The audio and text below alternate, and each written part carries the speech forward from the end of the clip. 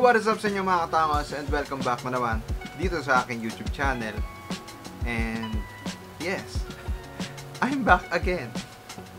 So yun mga katangos, no, namiss ko talaga mag-vlog kasi sa totoo lang mga katangos ay napakarami na nangyari, no, after nung last na nag-vlog ako. Ngayon mga katangos, ito, no, today is not a very special day. Hindi naman special yung araw na to, pero gusto ko lang batiin ng welcome back again. Isa na naman panibagong video mga katangos na magkukwentuhan lang tayo muna dahil kababalik ko lang ulit, no, galing sa pagkakahimlay. Yon, today is August 30 mga katangos, and naisip ko lang, malapit na mag bare months mga katangos, no? Ang bare months kasi para sa akin mga katangos, isa sa pinaka-special na mga araw or days mga katangos.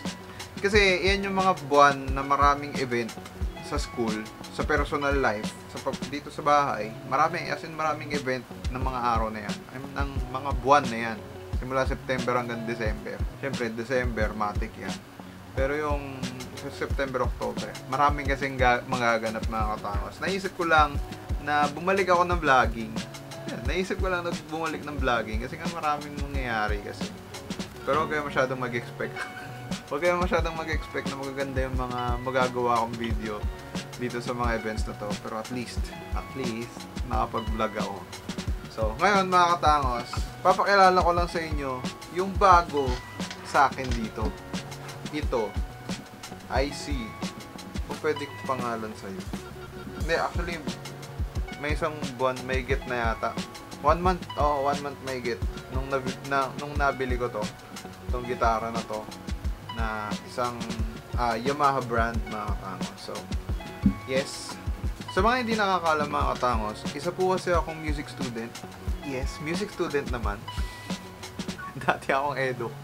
Ngayon, music student naman. So, isa po akong guitar major mga katangos. So, yun din yung rason kung bakit nag-risk akong bumili ng gitara dahil required sa school. So, ngayon mga katangos, ito yung nagiging katuwang ko sa mga panahon na dami kong iniisip, as in dami kong ginagawa, dami kong iniisip, dami kong kailangan gawin pero hindi ko alam. Alam mo yun, yung kapag nag-iisip ako, ito yung katuwang ko. Kasi sa totoo lang mga katangos, kapag mas nagpo-process yung utak ko kapag gumagalaw yung parte ng katawan ko, parang ganun. Example, nag-iisip ako.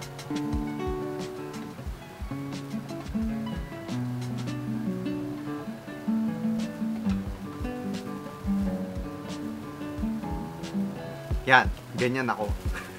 Ganyan ang itsura ko kapag meron akong iniisip na kung ano-ano. Yan din yung reason kung bakit nagkaroon ako ng simple business ngayon. Sa mga hindi nakakaalam mga katangos, hindi mga katangos, no? Nagtitinda po ako ng mga siomai, dimsum, mga ganyan, minipaw. So, simple business pero makakarating din sa paroroonan. Actually guys, may reason yun kung bakit ako nagtayo ng simple business, which is makapag-ipon para makapaggawa or makapagbuo naman ako ng coffee business. Coffee business na walang pwesto. Online lang. Nakagawa na ako ng mga kailangan gawin, ng mga magagamit para doon sa nakabili na rin ako ng mga ibang equipment para sa kape. Nakikita nyo naman siguro na gumagawa ako ng mga memang kape sa YouTube Shorts mga katangos. Ina-upload ko rin doon. Yun, panoorin nyo na lang yan, nandyan. Pasok na lang kayo sa mismong channel ko, then punta kayo sa Shorts, nandun yung mga ina-upload kong mga nagtitimpla ako ng kape. So kung gusto nyo naman panoorin, okay lang naman. Wala namang bayad yan. So, yun. Bago tayo matapos mga katangos, gusto ko lang sabihin sa inyo na sobrang thank you kasi nararamdaman ko pa rin kayo kahit hindi ako masyadong nakakapag-upload. Mostly, nakikita ko rin kayo sa shorts. I think some of you nakikita yung shorts. And, yun lang guys, no? Konting share, konting bali-balita lang tayo ngayong gabi, ngayong araw na to mga katangos, kung anong oras nyo ba napapanood to. So, yun lang po. Gusto kong gumawa ng content. Gusto kong gumawa ng vlog. Ano kaya? Ano kaya magandang gawing video? Alam ko na. Alam ko na.